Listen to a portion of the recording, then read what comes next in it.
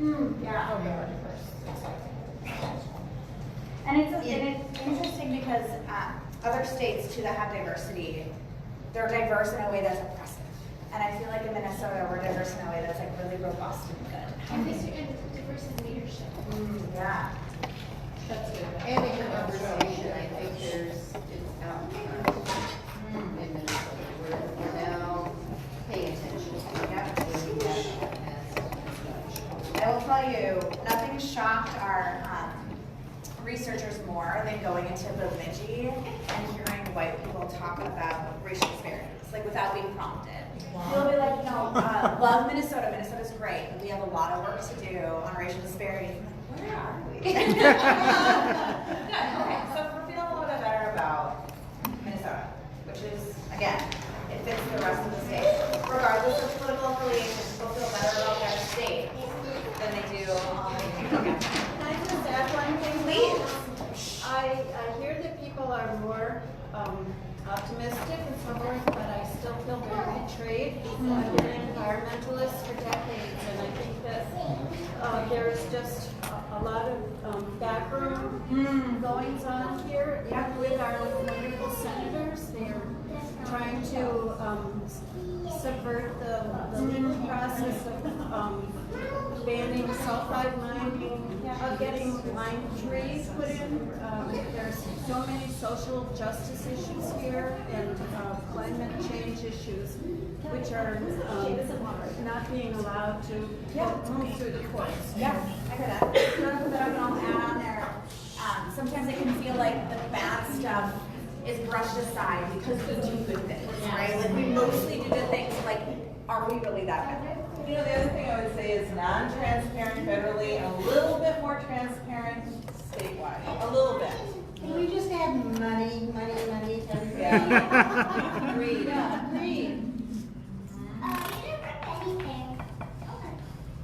don't know if she's fine here or not, but. So, how is Minnesota different than other states? So we have, this is how we feel about the country. This is how we feel about our state. These are very different, right? Like, this is nuanced, it's hopeful, we feel like maybe things aren't perfect, but we're moving that way, we got the right people in place to do that. Tell me about how you think Minnesota differs from other states. I'm not gonna write that up here, but how do you, like, if you're looking at those two things, with my amazing handwriting, which my wife tells me she did not read at all. Has a strong progressive history in the state. Have built a progressive history for us. Yes. But so did North Dakota. Yeah, but fell But look off, who held on. You know, and it's different for immigrants. fell off the wagon. I think too, because we did welcome immigrants through the, LSS and for a lot of different places, we've welcomed immigrants, so I think it's a little different here than it might be for other places, maybe. No, I think you're right. I mean, we're saying like, yeah. And other people are like, ooh, right?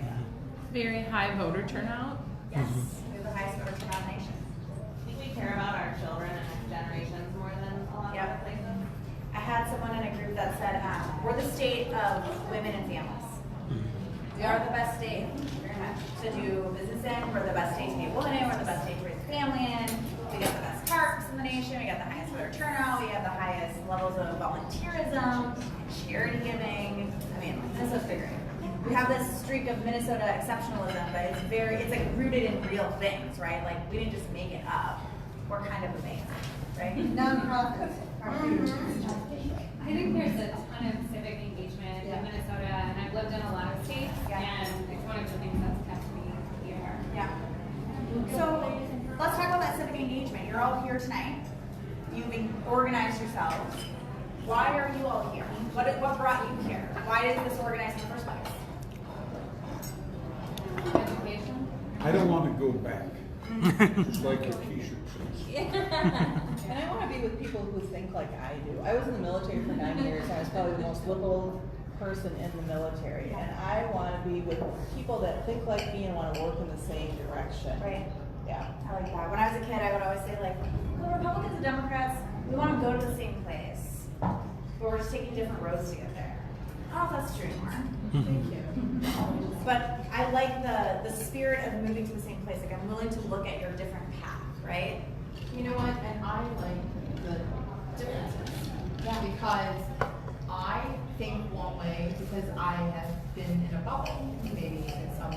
parts of my life. And so I love it that someone is engaging me in their perspective from their walk. And people do that in Minnesota, and it's not offensive, it's a conversation. Yeah, we can talk to each other, we have dialogue. We do. I would say, I'm part of a group of women who are here tonight representing an organization from the city of St. Paul. And what we discovered through organizing for some political change in our city is that what we were really getting out of it was like maybe even better what good that we were doing, like creating a community. And it has sort of built on itself. And that's how WOW is at the table tonight, is because we partnered with the Senate District folks to broaden our organization further and get more access to government, get more access to information for people so that they can take action and empower others. Love that. Yeah. And we're here to connect up with other people that are organizing in their communities. And we're really excited about the potential of being able to work together. So we wanted to learn more about WOW. Yeah. Are you live streaming or are you recording? I'm live streaming. Okay, just making sure. You can't edit out a swear later, right? No. You can play the swears. One of the things Can that say both my wife and I thought in 2016, we made donations and we put in the yard sign and we voted and said, that's fine. Yep. And it didn't work out well, so we need to do more. That's a lot of people have had that feeling. Like, I pretty much thought that, like, I knew who I was voting for. It helped her get elected. I even threw up some signs that said, you know, here's some supporting. That should have been enough. And now we wake up every day and it's like, I went to the bathroom and I didn't check Twitter and it is democracy dead again, right? Like, I would love to go through a day with it, like, knowing that if I left my phone at home, nothing huge would happen. Like, everything would be okay, right? Like, if I'm not checking in, everything's okay. Okay, so we're gonna switch gears. We're gonna talk about abortion. I need everybody to say abortion for me. Abortion. Thank you. Say it one more time. Abortion. Okay. Abortion is not a four-letter word. But we've really been, for folks who are pro-choice, people who've been working in the movement for a long time, we've been on the defensive, right? We're not supposed to talk about it. It's like deeply shameful, even though 1 in 4 people will have, 1 in 4 people with uteri will have abortion before the age of 45. It's an incredibly common, very safe healthcare procedure, but it's been incredibly politicized. So we did some research and some polling in Minnesota. 83% of Minnesota voters, like an overwhelming majority, in every single Senate district, every single congressional district, every kind of political leaning, does not want abortion to be so politicized anymore. And part of that is what we're going to be talking about tonight, is removing the politics from healthcare. So we're going to talk a little bit about abortion. People who are pretty sure that they get a sense of what Minnesota's like. If you haven't been dialed into Unrestrict, tell me what you think abortion is like, abortion access, abortion care in Minnesota is like. Tell me what you think it's like. In Minnesota, what it's like? Yep. Well, as a pediatric nurse practitioner who I help people get abortions, it's not easy to do. You need an ID. If you don't have an ID, you're sunk. You need to have money up front because not a lot of people pay for it, and you need to have a lot of money up front. Yep. You have to have transportation to get to Planned Parenthood or to Women's Health in Minneapolis. There aren't very many places that do it. So even though we still have abortion, it's not the easiest thing to do. It's not like you wake up one morning and say, I'm going to have an abortion. That's not how it works. No. Can I ask you a question? Do you have to have someone with you to take you home after it? Usually you do. Right. So that might be a thing. For a lot of Barrier. people. Yeah. Tell me about the laws related to abortion. What are the laws like in Minnesota related to abortion? I mean, Can't have one after 24 weeks. Okay? comparatively or just in Yeah, general? sure, comparatively. I feel like comparatively we're above average in terms of access. Better average. Better than average, but shrinking. Okay, better than average, but shrinking. Because if you live in greater Minnesota, there's not a lot of places you can go. Duluth probably has Planned Parenthood who does abortions in here, and that's probably about the only one. Okay, I'm not going to confirm or deny anything quite yet. We're going to be on a let's share what we think we know. I think there's one over in Fargo too, but I think the most interesting thing about the abortion issue in Minnesota is it's pretty polarized here too, let's be honest. But we have some really strong organizations that are really dedicated to making sure women have access to all the health care they need. And it's, for years they've been working on how to characterize it and how to help women do that. And I think we have a long history here too. I think that's an important part of who we are. Yeah. Say more. Laws related to abortion in Minnesota. What are they? We're one red wave away from getting abortion more restricted. Okay. Like there's laws introduced every session that restrict the rights of abortion. Don't they have to have icky information given to them before they can do it? That used to be, but I don't think it is anymore. That was when Palenti and he had the commissioner of health, but I think they proved that wrong. I don't think they have to give that It brochure. wasn't one anymore. time. I know we had icky notification laws. So you said we're one red wave away from having abortion be more restricted. So right now, generally, like we have access, we have rights, we have care, we have places we can go to Minnesota. Does anyone take a guess how many we have where you can regularly access abortion care? What was that? The number of places in Minnesota where people with uteri can regularly access abortion care? I would. I'm gonna go with 4 or 5. 4, 5, 5. So the one thing about abortion in Minnesota is it's still regulated to abortion care rather than health care. And so, and also, I believe in Minnesota, a lot of OBGYNs, and there are not a lot of trained professionals in being able to provide reproductive care for women, including abortion. So it makes it difficult.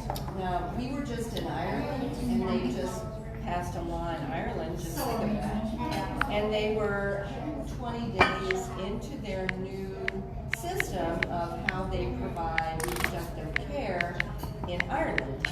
And they don't have abortion clinics. They do it through their primary care facilities. And they're training their family practice physicians. Family practice docs can opt out if they want. But they're doing it as a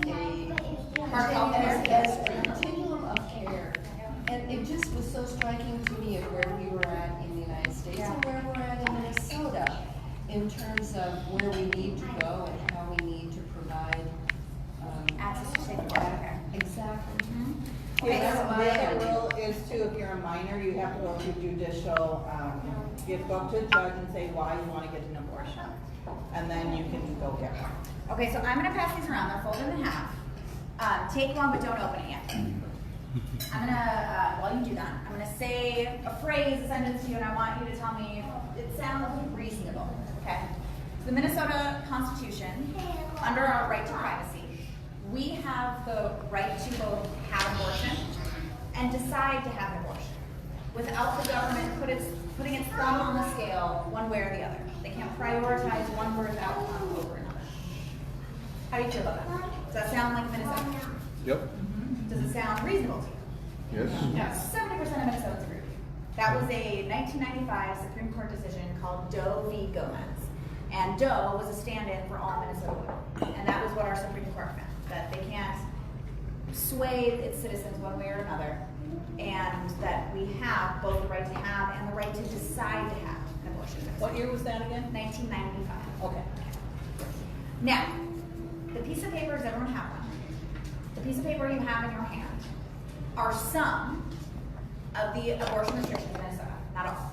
I want you to read them, and then on the note card that I passed out to you, I want you to write down 3 words about how you feel. Your initial reaction. I'm gonna give you like 3 minutes, 5 minutes. Take your time. Now, these are all current. Yeah, these are current laws.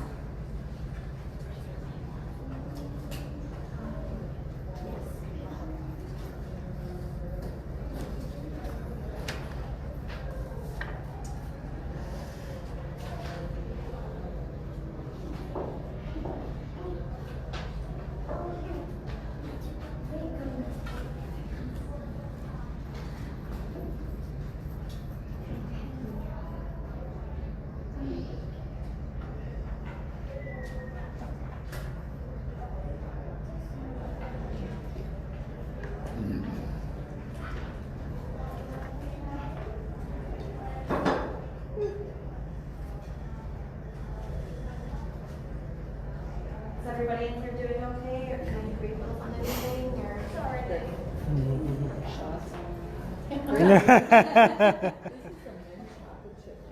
Anybody wants to taste it? It's a stout. It is amazing. Oh, it's great.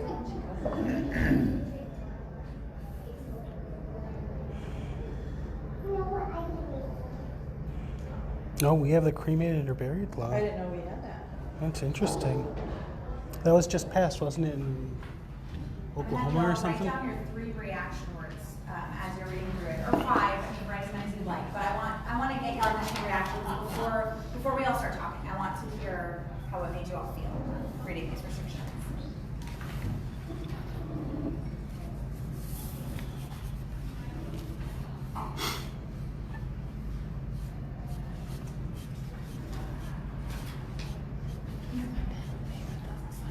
When you write it down, use a feeling word. I feel, it's making me feel, I felt. We're going to give it like 2 more minutes so people have time to read and process.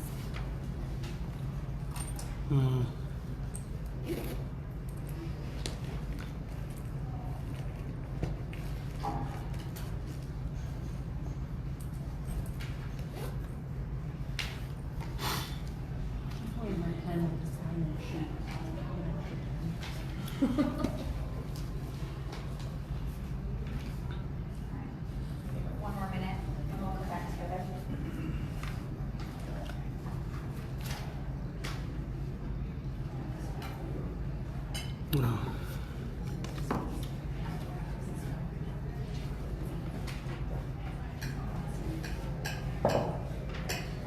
All right, let's come back together. Yell out those feeling words that you felt. Outraged. Dismayed. Violated. Indignant. Nuclear. Deceived. Yeah. None of their business. Pissed off. Again. Ready for change. Shamed. Say that again. Shame. Shame. Yeah, I agree with that. Like I can't make my own decisions as a woman. Hijacked by Minor law religious in particular. extremists. I'm not surprised. And I still ain't satisfied. So, Kids are lucky. how many people were surprised by all restrictions on this list? All. All of them, yeah. I want to be clear and say I was a lawmaker. I was Planned Parenthood and ARL endorsed. I wrote our comprehensive sex education proposal. I was surprised by 90% of these laws. And this is not all. Absolutely. 96% of Minnesotans cannot name one abortion restriction that we have. So you are not alone. This is a common process that I've done this all over the state. This Minnesota exceptionalism, right? This. We're optimistic. Minnesota does the right thing. We're thoughtful. We have national leaders. We're proud of who we are.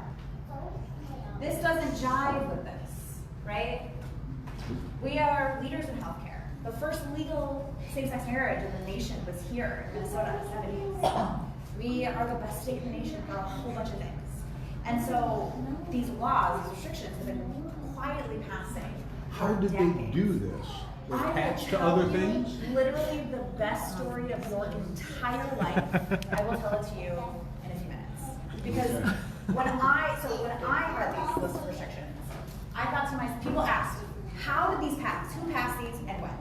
And I finally, after the third or fourth focus group, I was like, okay, I'm gonna have to get an answer for this. And I'm assuming the answer is, it passed in the House, it passed in the Senate, the governor signed it into law. And all I'm gonna do is just provide a list of legislators, right? That is not what happened at all. And I will tell you in a few minutes. But I wanna keep going with this. Why? Why don't we know? How does this, you said you felt like women can't make their own, yes, they can't make their, how do these laws treat people? How does what? How do these laws treat people? As they're very patriarchal. Under. Patriarchal. I wanna take this paper. Subordinate. Untrustworthy. Can't make your own decisions, you don't know what's best for yourself and your family. Really punitive. Punitive. Punitive, yeah. Punitive, yeah. Control. Control. Have to go through so many hoops that you just can't, and then you'll just say, no, I'm not gonna have that abortion. And then you are probably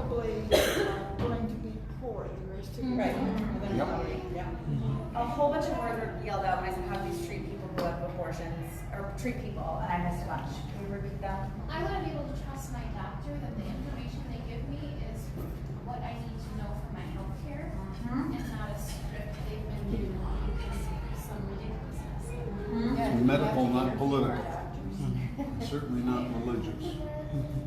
As a parent of 4 girls, I also, like, it makes me feel angry that they wouldn't be able to, that they are not able to handle their reproductive rights. I mean, I hope that they'll want to come to me if they're in a situation when they're teenagers or whatever. Of course, we all do, but also I want them to be able to control their own bodies. I think it's demeaning. I think it's demeaning, I agree. It's Yeah. about power. Patriarchal. It's Yeah. about power and keeping women out of power. Yeah. I mean, Patriarchal before, that was good, patriarchal was right. Women. the whole thing about minors having to notify both parents, regardless of what relationship that, like guardianship doesn't matter. Just if the parent is in the same state and the same country, doesn't matter. Sure. Even if they don't even know who their parent is. But I will tell you though, a lot of times they just go through the judicial system, whether they know where their parents are or not. they And then just a go through the judge judicial. gets to decide whether they're mature enough to Yeah. have an abortion. Yeah. So you're I mean, mature. honestly, Raise a child. Yeah. honestly, a lot of the 17-year-olds I know who would be making that decision would be saying, "I trust a judge before I trust my dad." Well, and I'll tell you, so more than 90% of young people, minors who choose to have abortions, go to a trusted adult. The trusted adult just always isn't a parent, right? Like, it's not always a thing, right? People have complicated, we can't legislate how families are, or their relationships. And the mandate here to provide detailed information to the State Commissioner of Health. I think they should do that for everybody and make it public who wants a prescription for Viagra. Just see how that flies. He's 42, he lives in Bemidji, but we're not gonna give him. So the information is your county of residence, your city of residence, your state of residence, and your neighborhood of residence, but only if you live in St. Paul or Minneapolis. Oh, your age, how far along you are, how many abortions you've had, how many miscarriages you have, how many children you have, your marital status, how much you make, None of your your level of business. education, the reason, and it says in law the specific reason for having the abortion, how you're going to pay for it. It is wild. How does it pass HIPAA? So they don't, although they don't publish it with a name, but all the other information. You can look at right now, Google MDH abortion statistics 2019 and we'll have everything you want to know. It is published every year. Let me borrow. And you want to know the group that gets the most abortions are not the 17-year-olds, it's the 25 to 30-year-olds. So most people in Minnesota who have abortions are already parents. Most people who have abortions are over the age of 25, 40% are over the age of 30. Regardless, there's no good and bad kind of abortions, right? But the way this law is written, right, mandating that the doctor talks about the man's obligation to pay child support, right?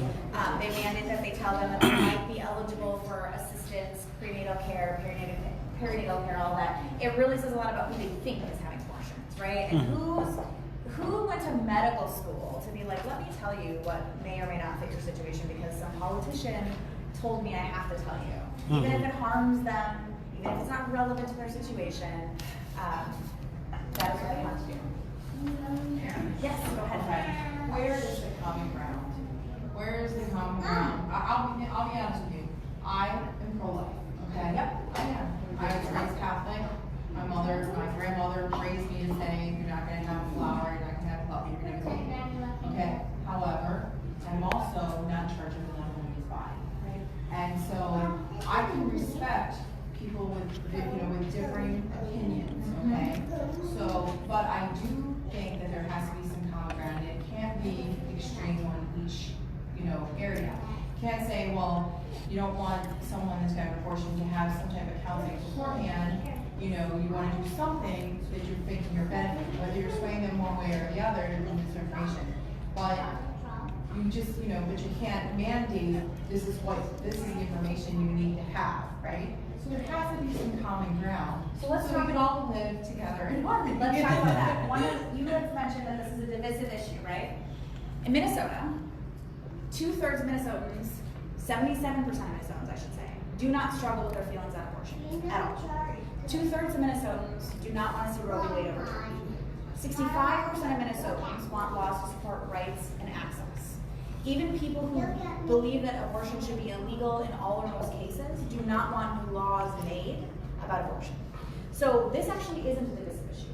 This is not an issue that divides Minnesotans. We know what we want. We trust people to make decisions about their own health care and their bodies, and we don't want politicians and lawmakers to make laws about that. Every medical procedure you undergo, they counsel you, they tell you what's relevant to you. They talk to you about the procedure as it pertains to your situation, your body, your health care, your age, your pregnancy, your past pregnancies, whatever you may have. That is how the medical profession is now. To have politicians, and I was one, say, here's what every single person needs to hear before they have this very specific healthcare procedure. It's meant to shame and stigmatize, right? It's meant to dissuade people from having abortions, to feel shame about having an abortion, to ensure that they can push people as far away from that decision and push it out and out of reach for as many Minnesotans as possible. There are 4 places in Minnesota where Minnesotans regularly access abortion care. 3 of them are within 10 miles of each other in Minneapolis and St. Paul, and then 1 is in Duluth. That's in where? Duluth. That's it. So is it Fargo? Well, I said it means. Okay. I think there's one in Sturgill, one in Fargo. Yeah. So this is, and we have a doctor with us tonight who can answer, I'm sure, many questions about abortion. So we were just saying, it is illegal for other doctors, like other doctors would be prosecuted if they weren't like. No.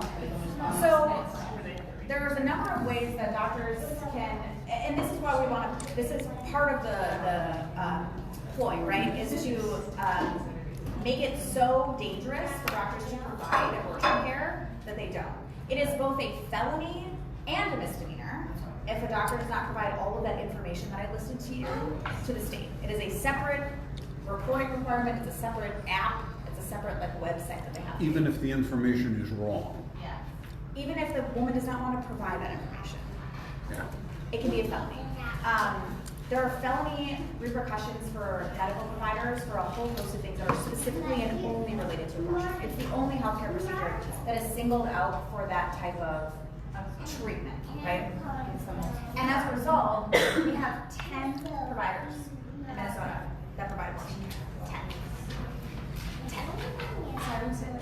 10 providers in Minnesota that provide abortion care. When you say providers, you mean like all It's physicians, because specific individual physicians, because we have a physician-only law in Minnesota, even though advanced practice clinicians, I am one, which I should be able to could do very, that. very easily It's a provide. medication, why should I not be able to prescribe that? It's 2 pills. It's very well within the scope of practice. In many other states they do. I actually met a nurse practitioner who moved here from Massachusetts who was like, I'm ready to provide abortions. And they were like, no, you cannot do that. And she's been doing it for 30 years in another state. Other reactions. There's other questions about the laws. The mandated cremation and burial. How did you feel about that? I was surprised. In Minnesota, I was really surprised. Yeah. Because that recently passed somewhere down south and it was a big deal. Yeah. Is that So- part of the fetal research restrictions? It is and isn't. Since we have a senator here, and I feel like I should have seats in the ground so you can come up and say a few words. Again, because you're both a lawmaker and a doctor. But I want to tell you the story about how a number of these restrictions actually happened, okay? I'm going to set the stage for you. It's 2003. It is the flip of what we have now. So we have a Republican governor, we have a Republican state house, and a DFL state senate. And there is a bill to repeal the prohibition of circuses around the state fair time. Because apparently, in 2003, they couldn't operate circuses near and around the state fair. So there is a 1-line bill that says repealing the prohibition. It's in the House, it's in the Senate. And you can substitute a Senate file. So when you introduce a bill in the Senate, you have a Senate file, you have a House file. You can sub a Senate file in the House if they're non-controversial and identical. Because, you know, if two bills are different, they have to appoint a conference committee and they have to hammer out the differences. Well, if you don't want to do that, you can say, okay, we're going to just do this one bill in both chambers. So day of the vote, it's Wednesday, April 3rd, 2003. It's a short day, just pushing paper. And the author of the House bill stands up and says, I'd like to amend my bill about circuses, and I'm just going to add another chapter of law. All those in favor say aye. Oral amendment, ayes. All those opposed say no. No one says anything. A different representative stands up and says, I have a delete all amendment for this bill about circuses, and it is the Women's Right to Know Act. And it puts in the 24-hour waiting period. It puts in the mandated bias counseling. It puts in a number of the reporting requirements. And now you have a whole bunch of representatives that are like, whoa, whoa, whoa, whoa, whoa. There's something called germaneness. It has to be relevant to the bill. This is not relevant. And you're like, oh, when I amended my bill earlier, I added a chapter of law. It had to do with abortion. This amendment is now germane to the bill. There were a lot of arguments, points of order raised that I thought were quite well argued, that an amendment can't overwhelmingly change a bill. It has to be relevant, you know, all that kind of stuff. But the speaker said no. And then we have what is the Women's Right to Know Act, was passed through the House. Since it was a Senate file, and had already been passed by the Senate, and now had been amended by the House, it got sent back to the Senate and forced the DFL Control Senate to vote on that bill, and then that's how it got passed and signed into law by Governor Cuomo. But they could have voted no in the Senate. Yes. But Correct. Clinton would have still voted for it. They did not have a pro-choice majority, but they had no intention of bringing that bill forward. It wasn't a priority at all of their comments. Just So slipped it through. exactly, and it broke a lot of trust in both chambers, because when you tell the other party what you're going to do on a day-to-day basis. Marty Seifert. Oh well, Mary Liz Holberg, I should say. She's a Dakota County. I know Mary Liz very well from Lakeville. Yes, yep, she's a Dakota And I County. ran for council in Prior Lake, I know her very well. The circus bill was very non-controversial. Circus.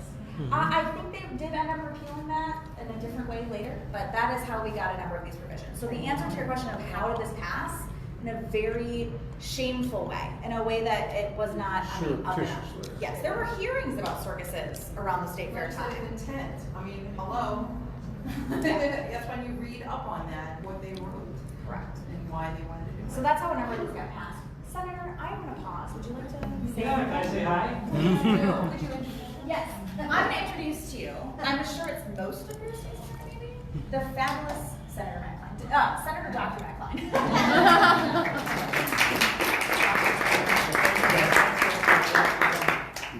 So if you don't know me, I am Matt Klein. I represent Senate District 52, the DFL Senate here in the district that we are in right now. It's great to see you, Erin, up here working with gender justice is such an important issue. I'm so glad.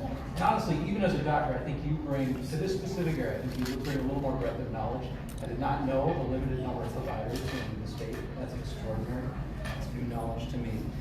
One of the things I've championed on this issue since I got to the legislature is actually a repeal of the, what's it called? Right to know? Yeah. We call it the Physician Integrity Act. So basically saying in law, in statute, physicians will not be required to provide any information to a patient that is not based in the medical science and in their best judgment of the needs of that individual patient. And I can tell you this physician, this sort of Right to Know Act mandates some language that I think Erin probably already talked to you about, which is pedantic, it is inaccurate. It says that abortion carries a risk of increased risk of breast cancer, which is factually wrong. It's patronizing, it's maternalistic, it is all the things that medicine was bad about 15 or 20 years ago when this bill was passed. And so the bill that I've championed to try to repeal it just says the only medical information you are required by law to provide as a doctor is medical information that is scientifically accurate and in the patient's best interest. You know, I still work at Hennepin County Medical Center. I worked last night, shifts there. We see a lot of vulnerable young women come in, people in various stages of social disarray, without a support network. people with mental illness that they're struggling with, people with cognitive impairment, people with addictions.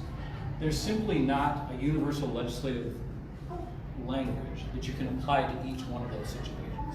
You see a young woman come in and distraught, does not have family members with her, maybe she suffers from severe illness. There's just no appropriate circumstance for you to start reading this legislative litany that was candidly written by a bunch of white guys 20 years ago, and try to tell that to her, then get her nodding assent to what you just told her. It's inappropriate, it's unethical, it's unkind, and it's bad care. And so we're going to continue to work to repeal that. Thank you.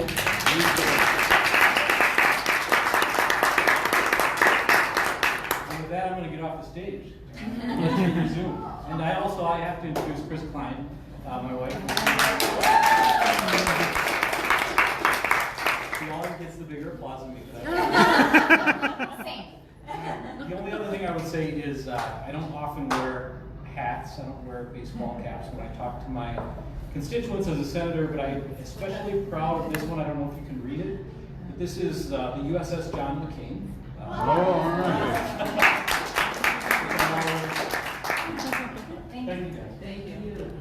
So, I want to just flag, because I'm not a provider, right? I don't ever want to get up and be like, you know what, I know what doctors go through, but I've heard enough from providers to know that it is deeply distressing to train for years, to learn the science, to stay up on the science, and then to have to read words from 2003 written by non-doctors, where Senator Klein said, a bunch of dudes wrote this. When we were doing focus groups, there was a few gentlemen who were kind of, I think abortion should be illegal in all most cases. They were like, well, clearly women didn't write these bills. I don't even know why we're doing this. I mean, they read the list and they flipped. Reading it all at once shows you exactly what he's talking about. It's paternalistic, it's wrong, it's not good care, and the people who go to school and spend their time and their money and all of their effort to make sure that we have the best health care that we deserve, to have that mandated by lawmakers to shame, stigmatize, and push abortion care out of the way is so wrong. And providers like Senator Klein, I'm so glad that you're in the legislature to provide that voice. It's so crucial. And to say, you know what, we actually can take care of it. We can actually talk to our patients. We've been doing it for eons, and we can continue to do so without the legislature writing our scripts for us. So thank you for doing that and for making sure that our laws reflect that. So thank you very much. We have another elected official with us, and I want to make sure I step aside to give time to, if you want to just say anything. You don't have to, no pressure, but. Sure. I'll introduce myself. I recognize a lot of people. But there's a lot of new faces. It's new to me. I'm Erin Maye Quade. I'm the representative from right here in South St. Paul, and the starts ranges across the river to Newport, St. Paul Park, Great Coat Island, and about half of Cottage Grove. And I share South St. Paul with Kansas. We were just down in Red Wing with the National Caucus of Environmental Legislators, right? And it was a bunch of Mississippi River folks. We did a whole river tour from headwaters down to the Gulf, and talking about how agriculture, water quality, and soil health are all intertwined. And that's sort of where my head is right now. I worked on a lot of environmental bills that will help us get there, have better water quality, have better soil health. They didn't all actually make it across the finish line, but one that did is the Lawns to Legumes bill, and there will be grants that will help homeowners and companies, anybody that wants to switch over their stands of grass to pollinator habitats. I'm really excited that we'll actually be able to help people make that change. I will be here for a little while, so if you have other questions for me. Is that statewide? Yes, it's statewide. Yep. So, Folks in the metro, folks in rural Minnesota, folks up north, every corner of the state we can. We use a program similar to how we do conservation land for agriculture. So other folks who want to have their little part of conservation land.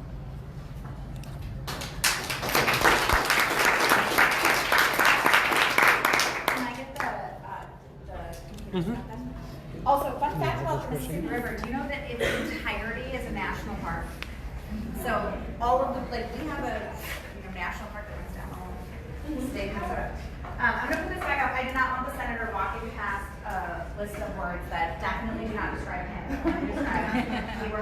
Okay. Okay. So I talked about 1995. I talked about Doe v. Gomez. I talked about how the Minnesota Supreme Court found that Minnesotans, through their right to privacy, have the right to both decide to have an abortion and have an abortion. And we all said that sounds great, right? Without the government swaying us one way or the other. So since that decision in 1995, when the Supreme Court found that the right to decide to have an abortion and have an abortion are fundamental rights, there have been more than 400 anti-abortion laws introduced in the state of Minnesota, including outright abortion bans. And by outright abortion bans, I mean, in law, currently it says, abortion is illegal in the state of Minnesota except for, and then there's all the restrictions. It actually just deletes the except for, and it makes it illegal. There have been outright bans that say, well, Senator Hall actually introduced one in March of 2018, just last year. There was no exceptions for rape or incest. Not that I think you should have to lose your body autonomy in order to get some back, but similar to Alabama's law. And that's been going on since 1995. So I'm going to go through what gender justice is doing about this. Because in Minnesota and in the judiciary, when you have a fundamental right, the right to speech, assembly, or practice your religion, or freedom from religion, any law that impinges on that right is subject to what we call strict scrutiny. So I'm going to have you press the arrow over for me a few times. Oh, let's start here actually, because polling shows that support for abortion access and rights is actually strongly correlated to understanding of the safety of abortion. So 1 in 4 people with a uterus will have abortion before the age of 45. The average abortion takes 5 to 7 minutes. There are only 4 places in Minnesota where you can regularly access abortion. There are 98 crisis pregnancy centers, many of which receive state funding. They are meant to lie, distract, and deter women from having abortions and push the date at which they seek abortion so far out that they actually can't have one. More than 90% of abortions in Minnesota happen within the first trimester. More than 60% of people who get abortions in Minnesota are already parents. Abortion is twice as safe as a colonoscopy, although the complications from both are very low. And it's 14 times safer than childbirth. It's safer, which obviously for Black women who have higher maternal mortality rates, so it's even more safe to have abortion than it is to have child for Black women. Next slide. Hey, do you know what proportion actually have medical abortions versus surgical abortions? Do you know? We go back. That one wasn't on there, but I think it was 60%. Says the vast majority. Go back one more. Oh, 57%. Oh, did I have it up there? No, you did. It's here. But it happens within the first trimester. But you For medication abortions, I think it's like 50%. because you need to be 9 weeks or less. Of 10 weeks or less. 10 weeks or less. Yeah. What was the name? Where do you get statistics and how old are these guys? Which parts? All of them.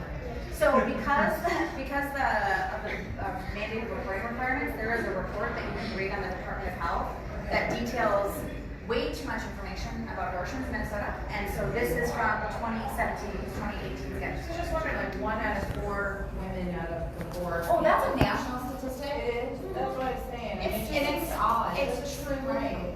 No, a lot of people have abortions. I know, but I mean 1 out of 4 people would do We just flipped it around. There's a very strong chance that If you're having fun, I'll let you. No. There would be many women. There was a woman who actually had an abortion shortly after Roe was law to win in 1973 that was dumbfounded to learn how much it's changed since then, because kind of like Reconstruction in the 1800s, right, when Black folks had all this power and then they figured out a way to like chip away at it. Similarly, after Roe, it was like you could get it from your regular health provider, which she did. And so she actually was just like, oh my gosh, how have all of these things been put in place since I had my abortion in 1974? So abortion is an issue that divides conservative voters, not progressive or independent voters. So about 2/3 of the state as a whole, 94 to 97% of progressives, Democrats support it. 2/3 of independents and 1/3 of conservatives. So this is an issue that divides one party, not more others, 2 others. Two things can be true at the same time. Minnesota voters can hold two thoughts in their head, that abortion is killing a life or a potential life, and I support a person's decision to have an abortion. Those two things can be true at the same time. 77% of Minnesota voters, like I said, are not torn on this issue. So there was actually a very, very recent article in the New York Times, like last week, about it's a complicated moral, ethical issue, or leaders aren't torn, but the voters are. They're not. They do not struggle with this issue. They are not generally swayed by the things that happen. They know how they feel. They know why they feel that way. And it's really not a religious issue. In Minnesota, 69% of voters say this is not a religious issue for me, including 50% of people who attend religious services once a month or more. So views on abortion tend to be strongly correlated with views towards women and their gender roles. So of the third of Minnesotans who want to see Roe v. Wade overturned, 46% of those people think that in everyday life it's best if women are watched over and protected by men, versus 13% of the 2/3 of Minnesota that don't want Roe v. Wade overturned. A majority of folks who want to see Roe v. Wade overturned will say most women interpret innocent remarks as being sexist. This is a marker of hostile sexism. This is versus the 27% who support Roe v. Wade. So it's really not about babies, it's actually about women, right? That's what this issue comes back to. And we talked about that with here, right? It makes, we can't make our own decisions. We're second-class citizens. It's demeaning, it's patriarchal, it's like we're untrusted. Think back to those laws and how it made you feel about how it treats people who have abortions. That's what it is related to. Will you hit the next button for me? All right. So I want to just put up some words from the Minnesota Supreme Court from 1995. I want you to remember 1995. I was 9. I think like Crisscross was really big that year. TLC was going to come out with an album, and they found that the Minnesota Constitution affords broader protections than the United States Constitution of a woman's fundamental right to reach a private decision on whether to obtain an abortion. We can think of few decisions more intimate, personal, and profound than a woman's decision between childbirth and abortion. We therefore conclude that the right of privacy under the Minnesota Constitution encompasses a woman's right to decide to terminate her pregnancy. And this is where they came out with, we can't put our thumb on the scale one way or the other. This is a deeply personal, private decision. And the government is not in the business of saying, here's what you should do. And 70% of Minnesota voters agree with it. And that's 1995 Minnesota Supreme Court, right? How does this square with, having to provide a woman with false information? Oh, just you wait. Oh yeah, cool. I got a little graphics there. That's good. Okay, so I'm going to pause for a second. I'm going to talk to you a little bit about the judicial system. Will you press that 3 times? Thank you. So there are all of these scrutinies that we have in the judicial system. So you have rational basis test. So this is kind of the lowest bar, it's a low bar to clear. Intermediate scrutiny, so it's discrimination on gender or alienage classification, discrimination against non-marital status, and then you have strict scrutiny. Now this is the highest bar that anybody must clear in a court of law, and it means that there needs to be a compelling government interest for a law that is narrowly tailored, right? And that there is no less restrictive alternative, because we are impinging on a fundamental right. I want to pause and say that the undue burden standard at the federal level where abortion exists is the only thing that is subject to undue burden. That is not a real standard, it's like somewhere between intermediate and strict, I guess. So strict scrutiny, that is what we're talking about when we talk about laws that restrict access to abortion care. Can you press the button one more time? If a person were to sue to get rid of all the abortion restrictions in Minnesota, Let's do it. we are. That is where we're at. They need to prove. So it is not on the plaintiffs who would sue to say, this is strict scrutiny, you have to, it's harmful, let me tell you why. The government has to show that there is a narrowly tailored, compelling state interest to provide the race and age and number of children and number of abortions and county of residence and state of residence and city of residence and neighborhood of residence and education level and the amount of money that they make and number of divorces that they've had in order to have this law. They have to prove that there's a compelling state interest for that. There's not. There's not a compelling state interest to force doctors to falsely say that there is a link between breast cancer and abortion. There is not.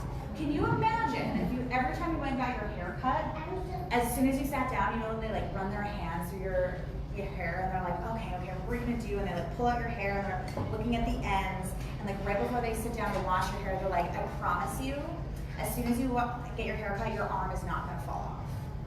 How many times would your hairstylist have to say that to you where you're like, but wait, is my arm gonna actually fall off? Why do you keep bringing that up? That is similar to what we're having doctors talk about abortion and breast cancer, or abortion and infertility, or abortion and death. It's a very safe move. Okay, we're gonna keep going past the judiciary. So we are, gender justice is, we're the impact litigation people, we sue people, we are suing the state of Minnesota to say we have had a law on the books for since 1995 that says abortion restrictions are unconstitutional unless they are narrowly tailored and serving a compelling state interest. And the people of Minnesota don't want laws on the books that restrict access and care because we understand that these are personal decisions that people make about whether they're going to be parents or not. They're healthcare decisions that are as unique as people are. And so we are suing the state of Minnesota to remove these abortion restrictions from law. We have plaintiffs, the providers, Jane Doe and Mary Moe. I want to pause and say the level of violence that has been happening at abortion care facilities across the nation is incredibly high and it is increasing, which is why they're going under pseudonyms. And then we have a faith organization, which is the First Unitarian Society of Minneapolis, and they're suing specifically under the cremation burial law that it violates two parts of religious freedom, both their right to exercise religious freedom and their freedom from the state imposing religious things on them. Erin, has no one sued over any of these? Never. Since 1995? Seriously, never. Unbelievable. I will tell you, Planned Parenthood is suing in Wisconsin. The Planned Parenthood affiliate there is suing the Democratic Planned Parenthood endorsed government there, the Attorney General and the governor. But I'll tell you, they're just in a different place there. We actually don't need, Planned Parenthood is a national group, right? They have national lawyers. We actually are fine here in Minnesota. We have Gender Justice, a Minnesota state-based organization, and we have Minnesota state-based plaintiffs. If we can handle this ourselves, the law is on our side, the people are on our side, and we have the organizations to do this. And so there are a lot of reproductive rights that are under attack, and I'm glad that they can focus other places because we've got this here. So is the Attorney General involved? Well, he's the one who will have to defend these laws, and we hope he does because we want the court to say that they're unconstitutional. If an Attorney General says they're unconstitutional, then the next Attorney General can say they're not. So we want him to defend them. Has Planned Parenthood supported you or approached you for gender justice, saying that since we're doing this in other states, we could help you? And you're like, no, we're going to do it this way, or I'll show you the group of community partners that we have, but I'll tell you that this has been the reproductive rights movement in Minnesota has been, we have people who support reproductive rights and access, right? But we all think that it's so great here that we actually haven't mobilized behind this before. And so this is a new coalition that's forming. It's brand new. Right, so has Planned Parenthood though approached you since you're going, They're not plaintiffs. They're not part of the lawsuit. But just the support, I'm saying, you probably have to ask monetarily or whatever. You have to ask them. They're not part of the community partner table, but if you are part of Planned Parenthood, you certainly can ask them to be. Because they're a national organization, they're just not as nimble as if you all decided tonight, we'll just join the community table, it would take you 20 minutes to discuss, right? But a national group, it would take up and down, up and down.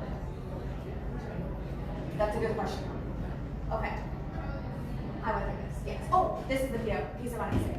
So we're not challenging laws that are related to abortion later in pregnancy. The reason is abortions later in pregnancy are fairly uncommon in Minnesota. None happen in the third trimester. Very few happen by second trimester. I mean We really don't perform abortions after viability in Minnesota. And so any laws that are related to that aren't impacting people the same way that the physician-only law, the 24-hour waiting period, the mandated bias counseling, those are impacting thousands of people in Minnesota every year. And so we are suing to just impact those right away. Next. Thank you.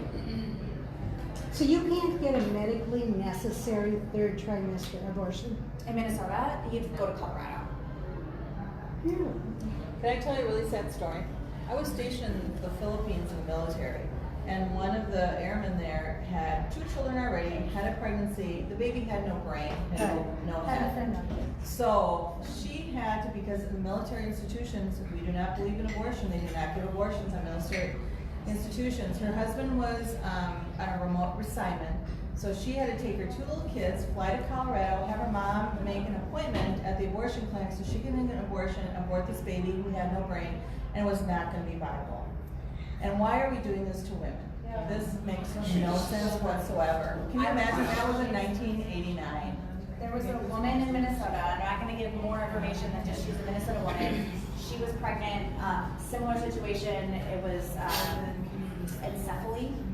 Yep. Was not expected to survive past birth in so very short amount of time. She lived in a community where all of the hospitals in that community were Catholic owned.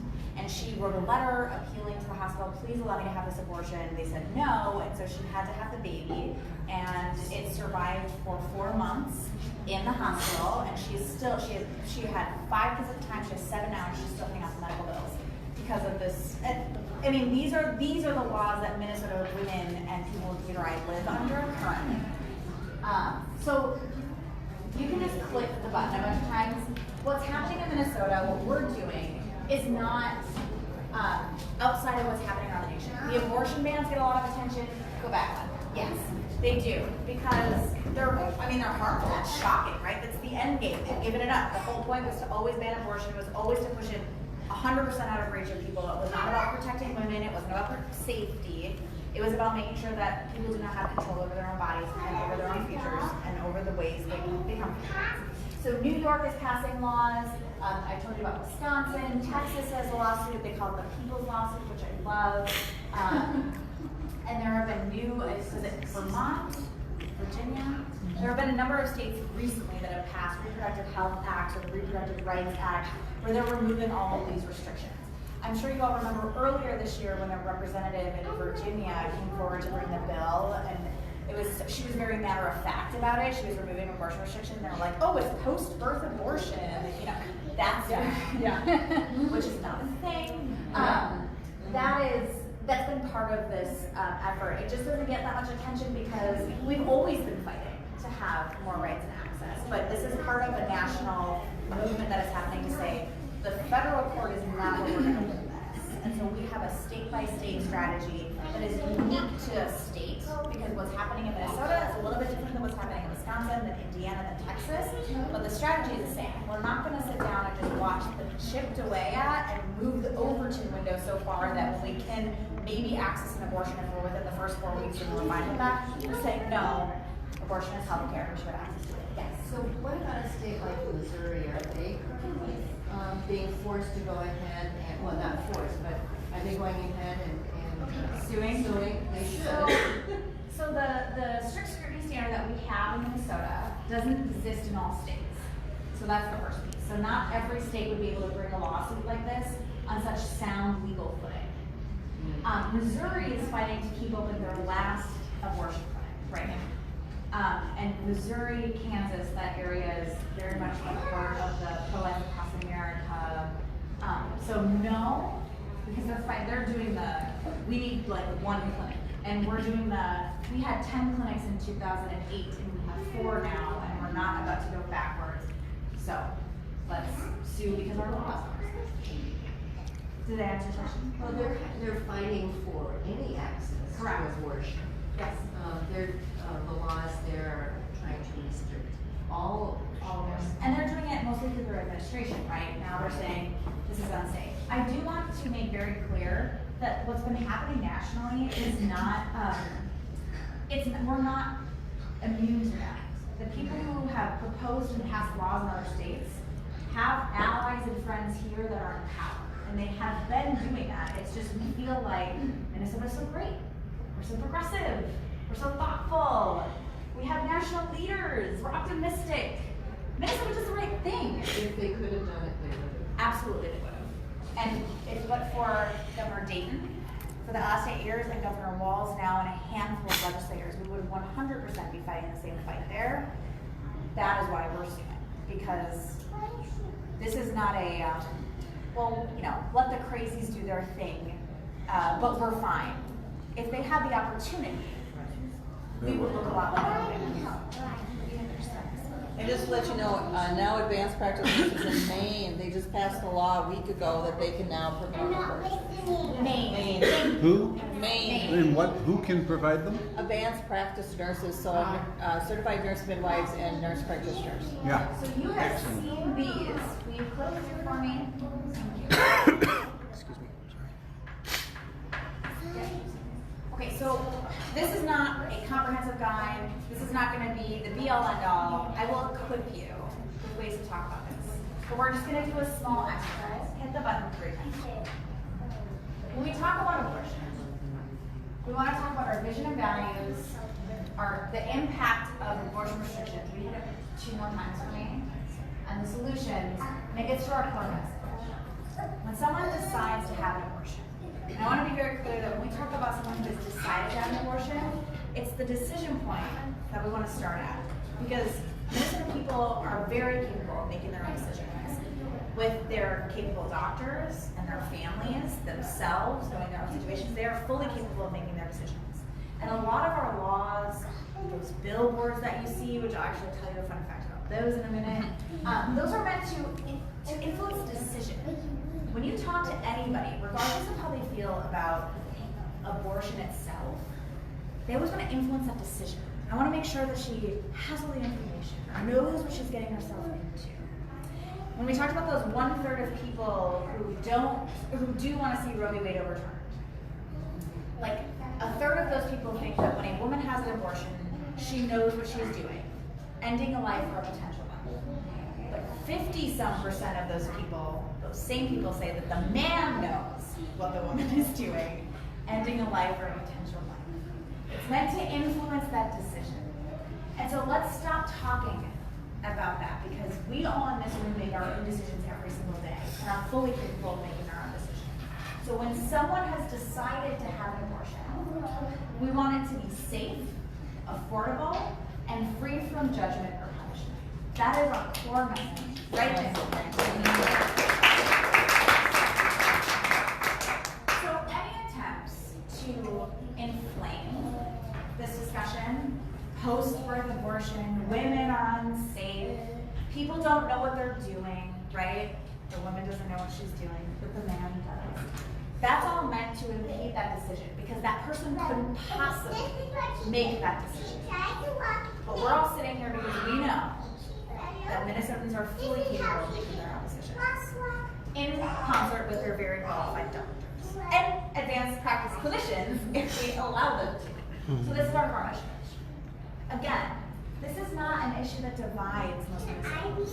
You could walk into most places in Minnesota and be confident that if you were just like, abortion should be accessible and safe in this community, 2/3 of the people in that room would be like, yeah.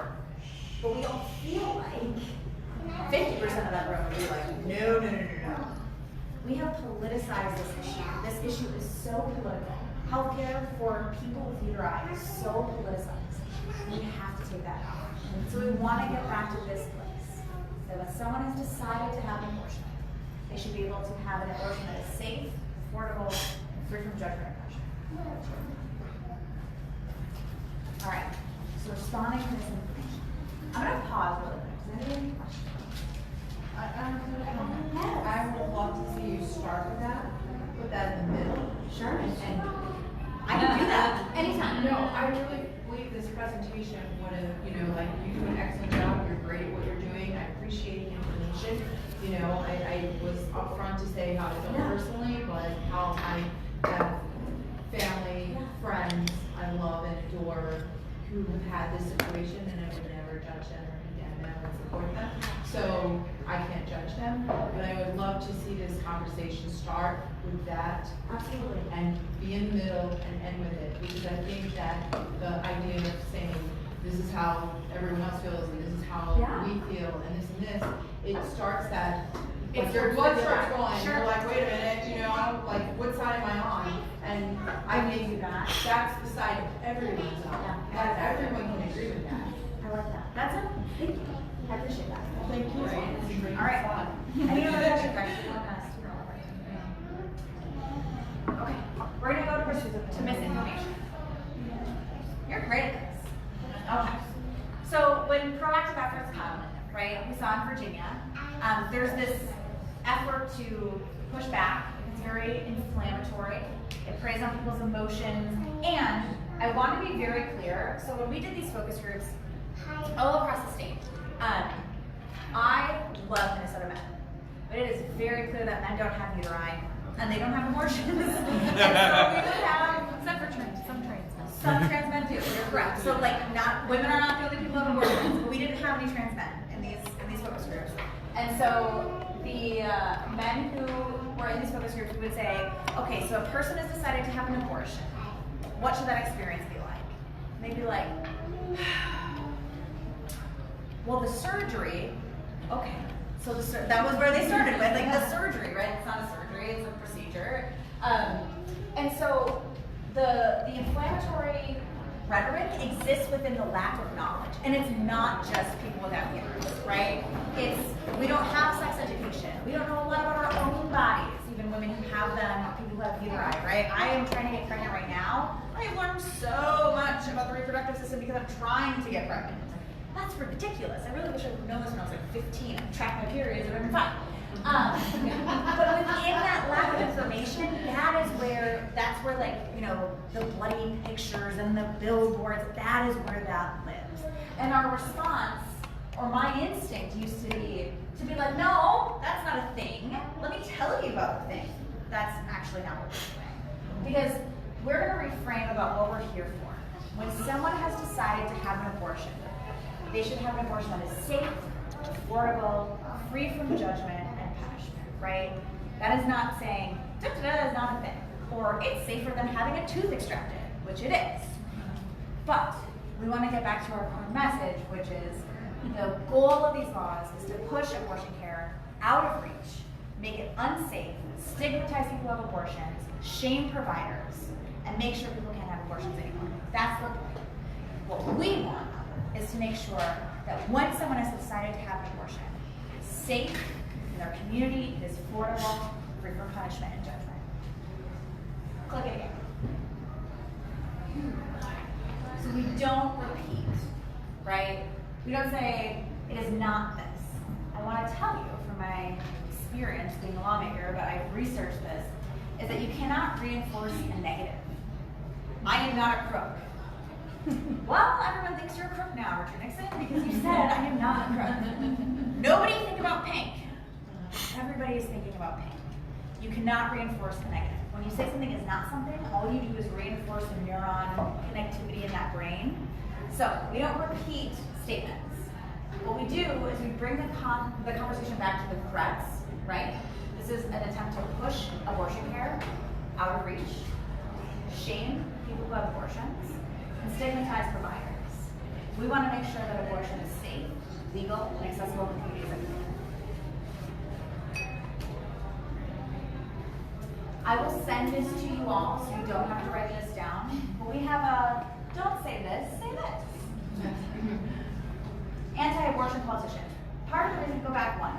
Part of the reason I asked everybody to say abortion at the beginning is because I want you to be comfortable saying the word, because it's okay to say anti-abortion politicians, anti-abortion zealots, anti-abortion activists, because that's what they are. And they're representing a very small group of people. I can tell you, as a representative, right, the people that you will hear from are going to be the like, you are, you know, terrible, awful, you hate women, you know, all these things. I had a woman in a focus group in Duluth who said the most wonderful thing that really, I've never heard, there's no messaging for this, it was just like a mom who like put her finger on the button, right? she said, well, those folks are trying to live their lives in everybody else's business. And we're trying to live our lives and not be in everybody's business so that people can make their own decisions. And I was like, that's what that is. It's so hard because the minority is so loud on this. Because the reality is we're actually trying to live our lives and make sure other people can live their lives. We support their ability to make their own decisions. We don't want laws made impeding their decisions. But we have that now. So we kind of have to live a little bit of that life of like, we got to get involved to get uninvolved, right? We want to make it our business to not make it our business. That's where we're at. So I'll send this out, and I have a longer guide as well about how to talk about abortion. I'm always here to help people through this. But there is a bigger piece that we decided to do with gender justice, and that's the next slide. So we did an unrestrict MN campaign, unrestrict this. We found that people, 96% of Minnesotans don't know what the abortion restrictions are because we assume that they reflect how we feel and what the law is. Why wouldn't the laws reflect how we feel and what case law has said in the past? I mean, seriously, the people feel this way, the court has said this, why wouldn't the thing in the middle be that thing? Well, it's not. And so we are starting a public education campaign. We are not trying to sway people to feel a certain way about abortion care. I will acknowledge that not everybody agrees that abortion should be safe, legal, accessible, and affordable in communities that live this way, and that's okay. But what I want people to know is that there are not, if you take out the outliers in our research, 41. People estimated there were 41 places in Minnesota where people could access abortion. There's 4. Okay. 96% of Minnesotans cannot identify even one abortion restriction. 83% assume that our laws support rights and access. All we wanted to do is make sure that people know what the laws are in their state, so that when we say that we are proud and national leaders and thoughtful and that we do the right thing, that we're saying it with the full information. Because there are some people that read that list of restrictions and thought, yes, I like that. They wanted people to feel haunted and shamed after they had abortions. But 2/3 of Minnesotans don't want that. And they don't know that we have that. And that's what has to change. You go to the next. So a group of people have come together. So we are suing, right? That is Gender Justice. We are the co-counsel. We have the plaintiffs. And we're in partnership with the Lawyering Project. Does anybody know about Whole Woman's Health, the Supreme Court decision 2014? Say that again. Whole Woman's Health. Yeah. Yep, 2014. It was a Supreme Court decision that it's the federal law right now that's kind of holding abortion access in its arms, I guess. The very, very smart, capable attorney, Stephanie Toti, who argued that case, she started her own law firm called the Lawyering Project to do this state-by-state thing. She's like, all right, I've been to the Supreme Court. I see where it's going. This was pre-Kavanaugh. And we got to do this in the states. And so Stephanie Toti and the wonderful lawyers of the Lawyering Project are our co-counsel. But separate from that, we have this public education campaign that says we want to share with Minnesotans the information in a neutral, fact-based manner so they know the laws in their own states and they can organize and activate themselves if they feel so moved. So you have the ACLU of Minnesota, the First Unitarian Society of Minneapolis, who's also a plaintiff, Hot Dish Militia, which is an abortion collective out of Duluth. And I'm gonna try this. It stands for Hand Over the Decision, It's Hers. Hot Dish Militia. Yep, that's right.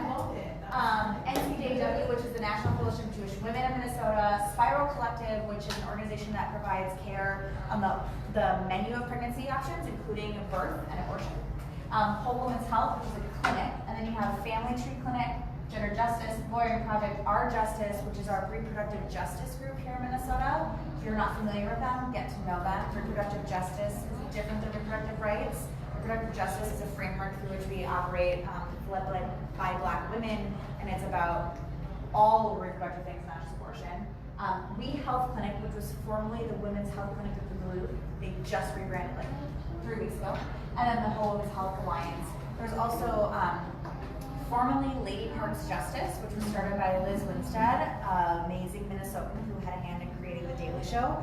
They just renamed to Abortion Access Front or Abortion AF. And there are more organizations that are in the process of getting onboarded, but until we have full permission to use their logo, I won't go there. Including labor, which is super exciting because this affects, I don't know, people who work, right? So we have a website. It's unrestrictmn.org. We have all of this information online. Share it on Facebook, share it on Instagram, share it on Twitter. I did a tweet thread 2 days after we filed this lawsuit, detailing all of the reporting requirements. I took one law and then I explained it, and it took 4 tweets to share all of the things that they have to report about people who have abortions in Minnesota. Share it in whatever way that's authentic to you. This is not like I'm gonna tell you how to feel, let me like give you the messaging campaign to make people feel this way. We really want people to know this information. When we did these focus groups, we had people that were taking pictures of like the list of laws. Like, I gotta share this on Facebook when I get home. We asked them not to because we haven't filed yet, but now we have, so please share. What's your timeline on that lawsuit, you know? Yes, well, no. I'm not a lawyer, but from what I understand with lawsuits, there's the filing, and then there's the motion to dismiss, and there's the negotiations and all that. I would guess for a lawsuit, because we're hoping it makes its way to the Minnesota Supreme Court, 2 years. That would be my guess. But that doesn't mean that legislation can't happen. The senator over there introduced the bill, the Physicians Integrity Act, to repeal this woman's right to know, to make sure that information being shared with patients is medically accurate and appropriate and all of the things we want it to be. There's what we call the FACE Act, which is the facility. It's basically saying you can't like impede people from getting into their clinics and into their healthcare. We can repeal the physician-only law to make sure that people who have it within their scope of practice to provide abortions, especially medication abortion, can. Which, think about in rural Minnesota, y'all. I mean, think about it for 1 second. There are not doctors in every community. Some places only have nurse practitioners. And I say only, like I don't love them, but I love them. Nurse practitioners are great. But they can't provide abortions, right? So, share this information. If you'd like to host a house party, I put in my copy there, put like a little asterisk next to your name. I can come over and do a smaller version of this, a longer version of this, whatever you want to. You can have wine, you can have cheese. Because this information is helpful to talk about it, right? There's a lot of misinformation. There's a lot of feelings, and I want to make sure that people have the capability to talk. So I'm going to pause there. How are you feeling now? Let's go back to this. Okay, we were sad and hijacked, outraged, and dismayed, and what the fuck, you're empowered. Informed. I feel like I'm not the only one out there advocating for women to have safe abortion. So it's good to know that you are there. Yeah, absolutely. And not just the Planned Parenthood and the whole women's health. There are a lot of people that are working on there. It makes my heart soar and makes me feel a lot better. And if you're part of an organization, we are taking folks on the community partner tables. If you want swag, okay, so we have a lot of t-shirts, but I wasn't gonna haul them all here, but stop by our booth at Pride. We have stickers, we have buttons, we have t-shirts, we have so many things, and we're gonna keep tearing those out. Community partners get free swag, and you'll start seeing bus wraps and ads on TV and ads in the newspaper and ads on the radio, and you'll start seeing billboards. The billboards. Yes. The billboards. The billboard lady, Pro-Life Across America, she's from Minneapolis. And there is a billboard company that will give space to that organization for free if no one is leasing that billboard. And that is why, as you drive around Minnesota, you see so many of those billboards. It's not a concerted, funded effort by all of these people who believe it. It is leased for free because it's aligned with the ideological beliefs of the owners of the billboard company. That is why you see those billboards. They would not lease to us. They would not. They would not lease to you.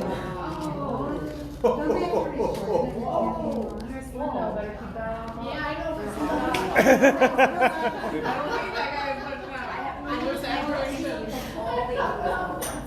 That reports information. Well, they won't bake you a cake either, I suppose. So my other question is, who's doing the political side of what you're doing? The political side of it, like the electoral organizing. I am not. We are a C3. We do, that's why we're talking about the public education campaign, the litigation. That's not to say that people cannot take this and organize within their political realm. We just don't do that.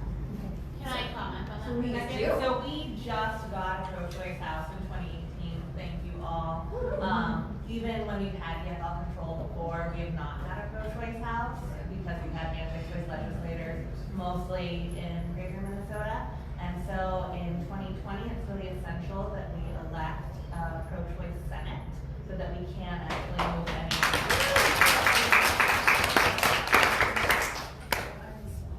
So you said there was a lawsuit in Wisconsin, right? There is one. Okay, when do you anticipate that one to go through? You're saying here in Minnesota, your 2 years. timeline is 2 years.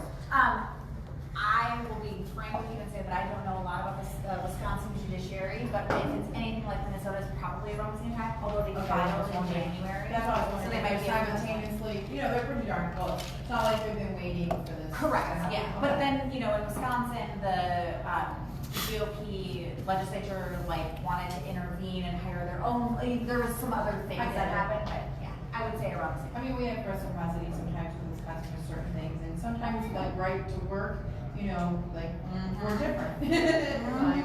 Prevailing wage, obviously, is something different, but I just wanted to know. Thank you. Question?